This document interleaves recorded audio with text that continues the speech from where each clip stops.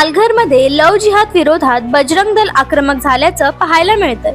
लव जिहाद, लँड जिहाद आणि फूड जिहाद विरोधात कठोर कारवाईची मागणी करत थेट जिल्हाधिकाऱ्यांकडे धाव घेण्यात आली आहे।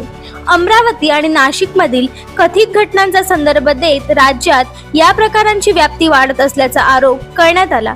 जिहादी मानसिकतेमुळे सामाजिक सलोखा धोक्यात येत असून देशाच्या अंतर्गत सुरक्षेचा गंभीर प्रश्न निर्माण झाल्याचा दावा बजरंग दलाने केला आहे। याच पार्श्वभूमीवर कठोर कारवाई करावी अशी मागणी निवेदनातून करण्यात आली आहे। आता तुम्ही बघितलं असेल मागच्या आठवड्याला पालघरला जे इंस्टाग्राम वरून ज्या प्रकारे नाव बदलून आणि तो मुस्लिम समाजाचा नाव बदलून आणि त्यांनी त्याच्याबरोबर प्रेमजाळ करून आणि इथे पालघरला मंदिरात येऊन अगर जो तो कुंकुम टाकतो, त्यानंतर फसवणूक करतो आणि 5 महिन्यानंतर तो म्हणतो की मी मुस्लिम समाजाचा आहे। व तिच्या बायकोने सुद्धा 2 लाख रुपयाची मागणी केली की आम्हाला 2 लाख रुपये द्या, नाही तर तुमचे व्हिडिओ आणि फोटो आम्ही सोशल मीडियावर टाकू। म्हणजे तो आरोपी बरोबर तिची बायको, तिची आई तेही सामील झाले।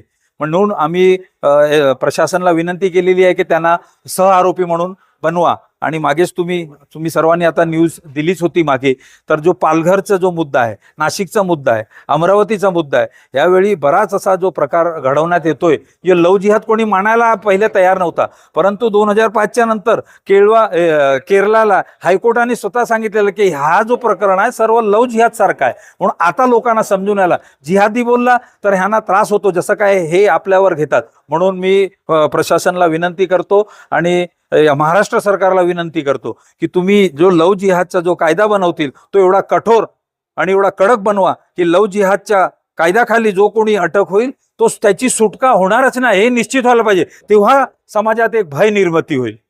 बघा, तुम्ही आता सध्या जर बघितलं असेल गेल्या काही दिवसाच्या पेपरमध्ये जिहादी मानसिकता घेऊन बरेचसे इश्यू मोठ्या मोठ्या कंपनीत सुद्धा येत आहेत। आणि त्याचं कारण काय जर बघितलं तर हिंदू महिलांना टार्गेट केलं जात आहे। हा आजचा विषय आहे का? तर बऱ्याच वर्षापासून लव जिहाद हा विषय आहे, पण हा कंपनी सेक्टरमध्ये तुम्ही जर बघितलं तर हे पहिल्यांदा दिसून आलं। हे पण कितीतरी वर्षाचं आहे आणि अशा बऱ्याचशा कंपनीत हे होतंय असं दिसून येते। तर ही मानसिकता वेळीच ठेचून काढायला हवी आहे। आमच्या मुली या इकडे आहेत, इथे सगळ्या ठिकाणी बजरंग दल आणि विश्व हिंदू परिषद आहे, त्यांनी निर्भीडपणे सांगावं आम्ही त्यांच्या सगळ्यांच्या बरोबर आहोत।